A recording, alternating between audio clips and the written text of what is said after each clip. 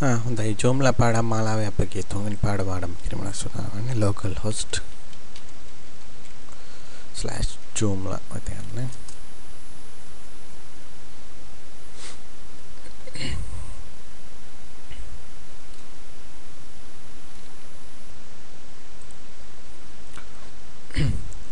මේ ඔබ දකින්නේ අපේ Joomla install කරාට පස්සේ අපි sample data එකත් අපේ web අඩවියේ install කරලා තියෙනවා. මේ දකින්නේ ඔබගේ Joomla අඩවියේ මුල් මුහුණ. එහෙම නැත්නම්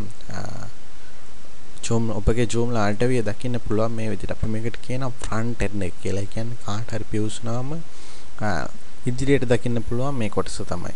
ඒ වගේම වැඩ කරන පැත්තකුත් තියෙනවනේ. දැන් අපි වේදිකාවක් වුණත් ඉස්සරහට දකින්නේ මේ නළු නිළිය ටික රඟපානවා. මේක front end එක. ඒ වගේම ලොකු වැඩ කොටසක් කියන්නේ පිටිපස්සේ. ඒකට අපි කියනවා back end එක කියලා. කොහොමද back end එකට යන්නේ?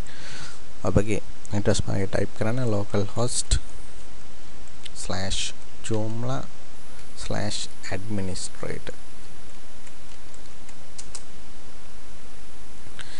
මෙතන ආන username එක මම හිතන්නේ ඔයාලට මතක ඇති admin@localhost කියලා තමයි email address එක දුන්නේ. එහෙනම් username එක admin, password එක admin.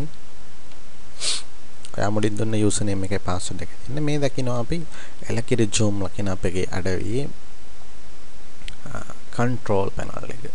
මෙතනින් තමයි අපේ Joomla අඩවියේ අන්තර්ගතය කළමනාකරණය කරන්නේ, පෙනුම කළමනාකරණය කරන්නේ, සියලු දේ කළමනාකරණය කරන්නේ. මේකට කියනවා Joomla back end එක කියලා.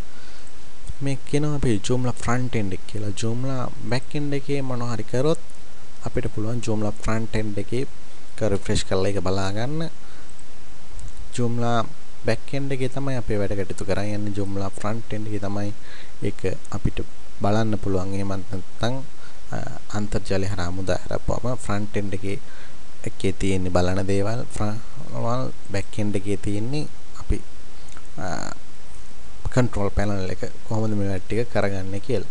හොඳයි මම හිතන්නේ දැන් තේරෙන්නේ නැති back end එකේ front end එක localhost/joomla. මෙතන back end එකට එන්න Joomla localhost/joomla/administrator කියලා දෙන්න ඕන. මේ දීලා ඔයගේ admin username එකයි password එකයි දීලා මෙතන log වෙන්න පුළුවන්.